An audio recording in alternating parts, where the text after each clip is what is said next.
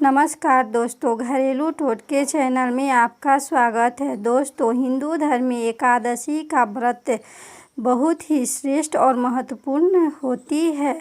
आषाढ़ माह की शुक्ल पक्ष की एकादशी तिथि को देवशयनी एकादशी कहा जाता है। यह एकादशी 20 जुलाई दिन मंगलवार को किया जाएगा। दोस्तों, इस एकादशी को कहीं कहीं पद्यनामा एकादशी के नाम से भी जाना जाता है। इसी दिन से भगवान श्री हरि विष्णु जी क्षीर सागर में शयन करते हैं और फिर उसके बाद लगभग 4 माह बाद देवउठनी एकादशी के दिन उठाया जाता है। तो इसी दिन से चातुर्मास आरंभ हो जाती है और धार्मिक शास्त्रों के अनुसार आषाढ़ शुक्ल पक्ष में एकादशी तिथि को शंखासुर दैत्य मारा गया था। अतः उसी दिन से आरंभ करके भगवान 4 माह तक क्षीर समुद्र में शयन करते हैं और कार्तिक शुक्ल एकादशी तिथि को जागते हैं। पुराण के अनुसार यह भी कहा गया है कि भगवान हरि ने वामन रूप में दैत्य बलि के यज्ञ में 3 पग दान के रूप में मांगे थे। भगवान ने पहले पग में संपूर्ण पृथ्वी, आकाश और सभी दिशाओं को ढक लिया था। अगले पग में संपूर्ण स्वर्ग लोक ले लिया और तीसरे पग में बलि ने अपने आप को समर्पित करते हुए अपने सिर पर पग रखने को कहा था। इस प्रकार के दान से भगवान ने प्रसन्न होकर पाताल लोक का अधिपति बलि को बना दिया और कहा उनसे कि तुम वर मांगो। बलि ने वर मांगते हुए कहा कि भगवान आप मेरे महल में नित्य रहे। बलि के इस बंधन में बंधा देख उनकी पत्नी लक्ष्मी जी ने बलि को अपना भाई बना लिया और भगवान को बलि के वचन से मुक्त करने का अनुरोध किया। तब से इसी दिन से भगवान विष्णु जी क्षीर सागर व पाताल लोक में 4 माह के लिए शयन करने चले जाते हैं।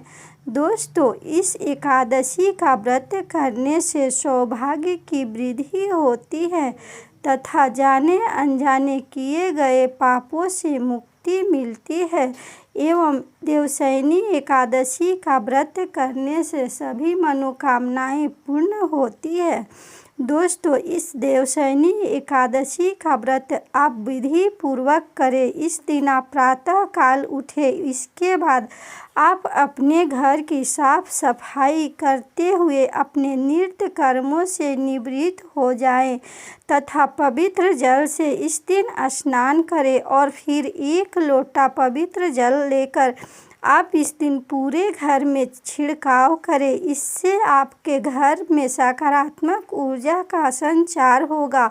उसके बाद आप घर के पूजन स्थल पर एक चौकी पर पीला कपड़ा बिछाकर प्रभु श्री हरि विष्णु जी व माता लक्ष्मी जी की मूर्ति स्थापित करें और उसके बाद आप विधि पूर्वक सबसे पहले भगवान गणेश जी की पूजन करें। उसके बाद आप भगवान श्री हरि विष्णु जी और माता लक्ष्मी जी को इस दिन पूजन करते हुए पीले चंदन का तिलक लगाएं और पीले चंदन की माला अर्पित करते हुए पीले वस्त्र चढ़ाएं और इनसे सुसज्जित करें। उसके बाद आप श्री हरि विष्णु जी को मक्खन मिश्री का भोग लगाएं और दोस्तों, इनके भोग में एक तुलसी जी का पत्र अवश्य डालें, क्योंकि बिना तुलसी पत्र के भगवान श्री हरि विष्णु जी का भोग अधूरी होती है। लेकिन दोस्तों, इस दिन आप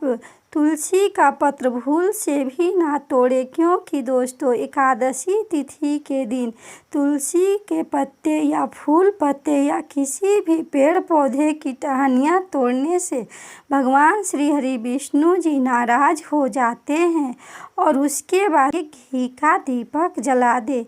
और दोस्तों, उसके बाद आप भगवान श्री हरि विष्णु जी के महामंत्र का उच्चारण करें। दोस्तों, आप अपने दाहिने हाथ में एक तुलसी जी का पत्र ले लें और एक चुटकी हल्दी ले लें। उसके बाद आप इनके चरणों में रख दें। रखने के बाद आप 108 बार भगवान श्री हरि विष्णु जी का महामंत्र ओम नमो भगवते वासुदेवाय नमः मंत्र का उच्चारण करें। और जब आपकी 108 बार इस मंत्र का उच्चारण हो जाए तब आप उस तुलसी जी के पत्र और चुटकी भर हल्दी जो रखे हैं उसे एक पीले कपड़े में आप बांध लें और दूसरे दिन आप इसे अपने घर के तिजोरी में रख दें। दोस्तों, माना जाता है कि जब 4 माह तक श्री हरि विष्णु जी क्षीर सागर में शयन करते हैं तो यदि आप यह तुलसी जी का पत्ता उनके श्री चरणों से उठा के अपने घर में रखते हैं तो उनकी कृपा से आपके घर में सुख समृद्धि हमेशा के लिए बनी रहेगी और आपके घर में धन संपत्ति धन्य धान्य परिपूर्ण रहेगा। दोस्तों, इस उपाय को करने से आपके घर में भगवान श्री हरि विष्णु जी की कृपा बनी रहेगी।